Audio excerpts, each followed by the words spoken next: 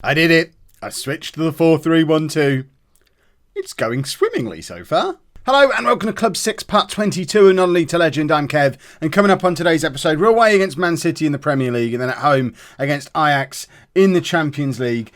We'll get to the since you were last with me bit in a minute, but can I just point out this Champions League group I've been given? It is the most ridiculous Champions League group in the history of the Champions League. We're in the same group as Barcelona, Ajax and Celtic. I mean, that feels a little unreasonable to me. Yeah. I was going to moan about other English clubs, but actually, if we have a look, Man United have got Porto and Inter in theirs. Real Madrid, no. Tottenham have got Lyon, Leverkusen, and I mean, that I'd rather have that group, please. Chelsea have got PSG and Milan, so that's not the easiest group. Leicester, Leipzig, Juventus, Real Betis. So Leicester have been ruined as well. It's going to be challenging. But anyway, since you were last with me, we did switch to the 4-3-1-2, as promised in the last video. And we absolutely tore Liverpool apart and then beat West Brom as well. So I've decided it's an unbeatable tactic and we're going to go and beat Man City and Ajax with it right now. It's the only possible outcome.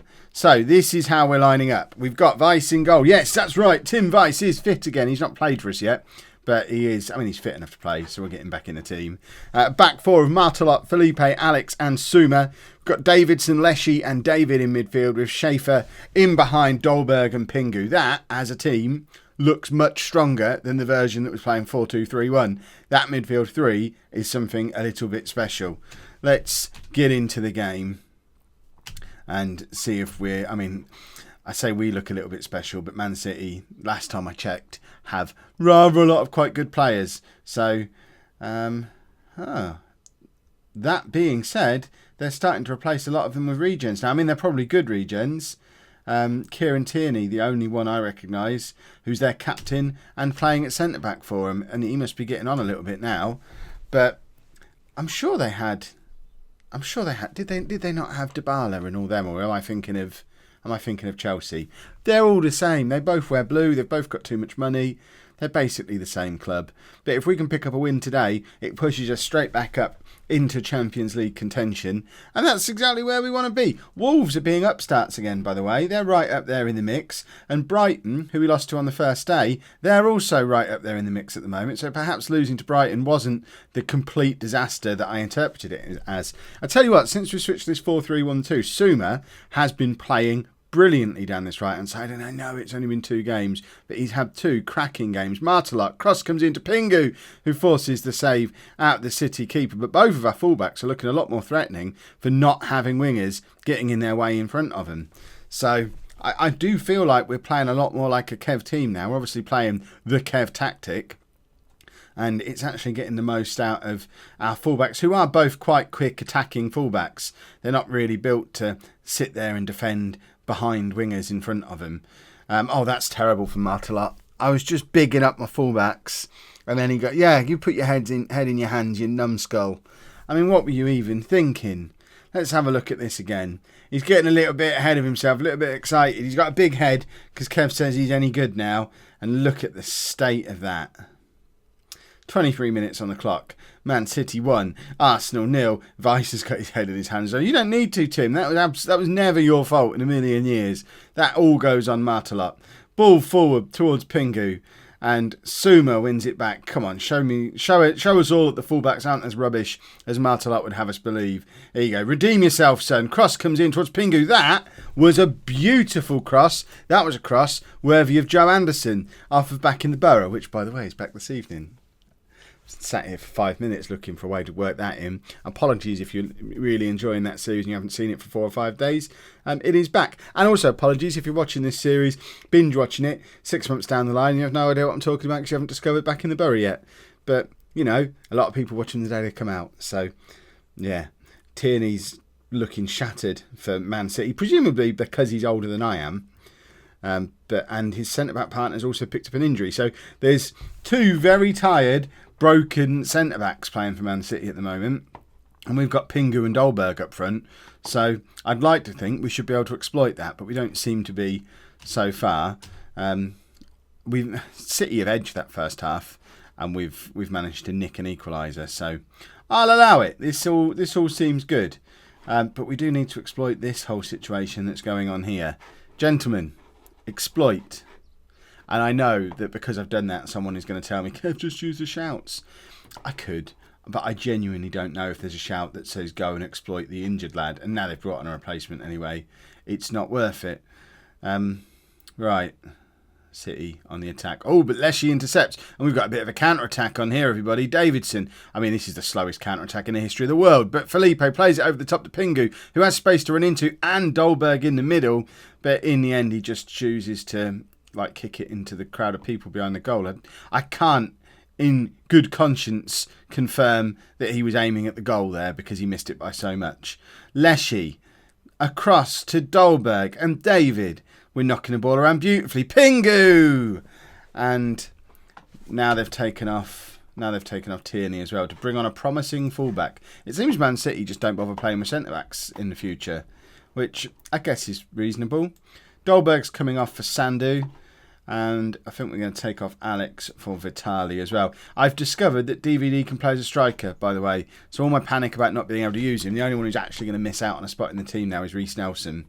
If we're not playing with wingers, because that's literally all he can do. But both Salcedo and DVD can both play up front. So I'm not panicking to recall Willis and Hutchings at the moment. We've got Sandu, we've got DVD and Salcedo as well. Tommy Merson, I think, can also play up front, and we need to find a way to get him in the team. Schaefer can play up front as well, so we have lots of attacking options. And they've just hit the post. Come on, let's not lose the death. 10 minutes left. Let's make our final change. Who are we going to bring on? Who have we got who's a game changer? A lot of wingers, and we don't really want wingers. I'm going to take Schaefer off, and I think I'm going to bring on Tommy Merson, Mr. Arsenal, Tommy Merson. And yes, I know Reece Nelson's been here longer. But as I've said before, Tommy Nelson was born in the Highbury changing rooms. And we're now 2-1 down. So come on, Tommy. Show them what you're made of.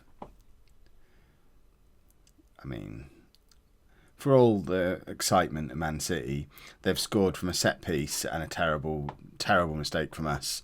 If we hadn't gifted them their goals, we'd have won this match. Not that we deserve to, because it would have been a mugging if we had have done. It's a completely fair reflection of the play at the moment. 3 clear-cut chances to them, none to us. We've actually kept the game a lot tighter than it probably deserved to be. And now it's 3-1. And now we have to question the 4-3-1-2. Don't worry, I'm not going to leap back into changing tactics after one defeat. I gave the 4-2-3-1 2 seasons.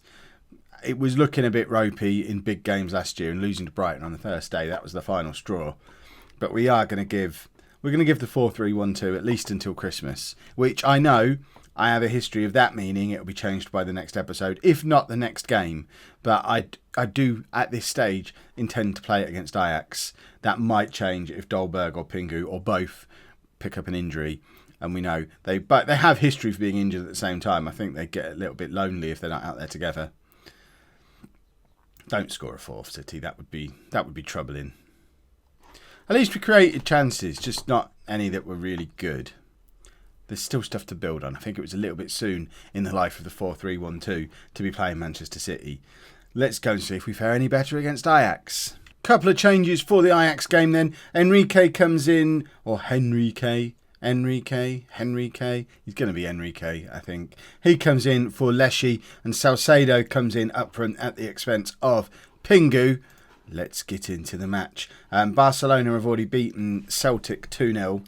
This is our home game against Ajax. I think realistically, obviously, Barcelona are going to be topping the group, so we need to finish above Ajax. And as this is our home game against Ajax, not only do we need to beat Celtic home and away, but at the very least we need to beat Ajax at home and then try and get a draw away. And then if we do all that, we don't need to worry about Barcelona. But I have a feeling both Ajax and Celtic will fancy their chances against us just as much as we fancy our chances against them. And we're just going to everyone's going to let Barcelona beat them, and then the rest of us will fight it out trying to beat each other, and probably someone will go through on 6 points somehow, if that's possible. Salcedo, cross to Dolberg, who probably should have done a little bit better with it, but it falls to Junior David, who's got options, finds Davidson and just whistles wide of the post as Davidson drives it across the face of the goal. We're really struggling to keep possession so far. That's because we're playing the 4-3-1-2. This isn't about possession. It's about moving the ball around quickly, short passing, high tempo, closing down, creating lots of chances. I don't care for being overrun in midfield. The midfield's only there to get the ball to the attackers quickly. And there is Salcedo to Schaefer, out to Suma, who's got the opportunity to cross, loads of space to cross into. Dolberg is there, and Dolberg should have scored against his old club. We played Ajax like 3 weeks ago as Kasper Dolberg's testimonial, Arsenal versus Ajax. We thumped them. It was 3-0. So hopefully we're capable of thumping them again. Now it's a real football match. But Dolberg seems to be going a little bit easy on him and has just missed a sitter, although it hasn't even gone down as a half chance, never mind a clear-cut chance, but it seemed like an absolute sitter to me. And Ajax have gone up the other end and they've scored. If we lose this game, I know it's our first game of 6 in this Champions League group stage, but goodness me, if we lose at home to Ajax, we'll be lucky if we have a third season in a row of messing around in the Europa League. And I really don't want to be playing in the Europa League again. I'm so bored of the Europa League. I want a deep run in the Champions League. I want to at least get into the knockout rounds of this tournament. And I just can't see how that happens if we don't beat Ajax now. And Alex is there with the equaliser from the Enrique free kick onto the head of Alex. And 1-1, almost an instant reply. 2 Brazilians teaming up. I think Alex is Brazilian. I also think Murilo Henrique is Brazilian. But I'll have to check both of them. I'll probably never check. I think they're both Brazilian. They seem Brazilian. Right. Henrique again. He's had an active game so far. I won't say a good game yet, but he's been involved. Davidson getting quite far forward again. Dolberg's dropped very deep. Plays it forward to Salcedo. Squares it to Davidson, who at the second time of asking does tuck it away. And Jordan Davidson is loving life as a Carrilero. He is getting forward a lot throughout this game. And he could have had a couple of goals already. He needs to get a little bit more proficient with his finishing because, I mean, to be fair, it's a good header and a good save. And he does tuck away the rebound nicely. So we'll let him off. That first one that he missed probably could have forced a save out the keeper. But in that move, you can't fault him for that header being saved because it was a bit of a world-class save. But he did. He was there to tidy up. We've had 14 shots in that first half off of less than 50% possession. I love playing Kev football the Kev way. We're back, everybody, and we've only created 1 clear-cut chance, but it doesn't matter because we're winning. Right, Felipe, come on, let's grab a couple more goals. Let's show Barcelona that we mean business by thumping Ajax. I think that's got to be our plan of attack now. Forget the possibility that Ajax could still get back into the game. We're going to win 5-1. Martelot, across to David. David, back to Martelot. Can we have another one of those beautiful crosses from the last game? No, it goes back to David, and now Davidson, and David again, and Schaefer. Look, we're just keeping hold of the ball. For a team that can't keep possession, we don't give the ball away very much, do we? He says, just as we give the ball away. And now Ajax also knocking the ball around without any threat. Neither of us seem to want to tackle. We're not tackling teams. Davidson to Schaefer. Salcedo scores 3-1 just after half-time. And Eddie Salcedo, he's going to have to get used to life playing as a striker now. All this nonsense for a couple of years playing as an inside forward and a winger, never happening again. You are a striker now, Eddie. You need to be able to do things like that. And that's exactly what he did. It's a nice little finish. There might be life after Kasper Dolberg yet with Salcedo and Pingu, plus still having Sandu and Willis and DVD. There's plenty of options for us up front, even if Dolberg does leave at the end of the season because he doesn't want to renew his contract. And there you go, finally does score against Ajax. And he doesn't celebrate. Okay, he does celebrate. He walks away quite casually. He doesn't want to celebrate against his old club. And then just gives it full-on Bobby Roode glorious. Which, if you're not a wrestling fan, I apologise. But that's exactly what he did. Do we get to see it? No. I'd like to think he did the whole hand rolling up thing and then just glorious! Yeah, don't rub it in, Kasper. We're 4-1 up. It wasn't really the time to celebrate in that manner. Suma now, getting very far forward again on this right-hand side. Dolberg has missed a sitter again. Goodness me, Kasper. You seem to enjoy the goal you did score, but both before and after, you don't seem to actually want to get a goal. It's very, very upsetting. We haven't got Tommy Mercer on the bench. Or Leshy. Who picks these substitutes? I acknowledge it should be me. We all know it isn't me. My assistant manager picks my bench. And he's picked a really weird bench today. It's like he's trying to force me into having to play with wingers by just filling the bench with wingers. Right, Salcedo can drop back and play as the attacking midfielder. We'll bring Pingu on up front. Do we swap those two over? No, we don't really have anyone who wants to be an advanced forward. We could probably play with 2 complete forwards. I'm just a little bit wary that if you have too many complete forwards on the pitch, you start drifting down the realms of exploit tactics. I probably should have brought Sandu on, actually, rather than Pingu. In fact, I'm going to do that. If I go back to there. Just with 4-1 up, there's no point bringing Pingu on. Let's bring the youngster on. Who are we even trying to take off? Pingu is still on the pitch. Why is there not a way to undo from that screen? Right, try that again. Sandu is going to come on for Schaefer, and he's going to play up front. And he wants to be an advanced forward. There you go. Now we're getting somewhere. And we can bring Pingu on in central midfield. Why not? Let's see if he can do that. He might be the king of central midfield for all I know. Should we make a third change? Let's bring Jamie on at left back. What's the harm in making a triple substitution? We're 4-1 up, 20 minutes to go. We'll make 2 more substitutions if they let us. Pingu to Alex, and Alex just heads over. Alex has been getting into some good positions from his set pieces today, and now Jamie's picked up an injury.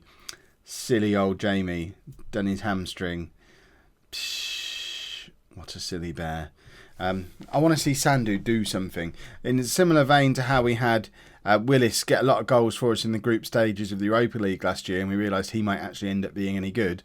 This seems like the time for Sandu to grab some goals for us, but obviously the Champions League, a little bit more challenging than the Europa League is, and he's not really getting league games. Again, similar to Willis.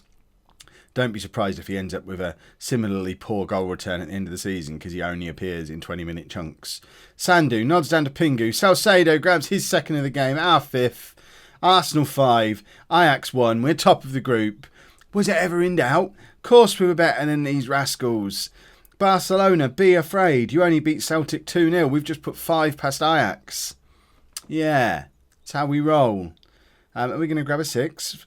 We want 6. We want 6. I do want 6.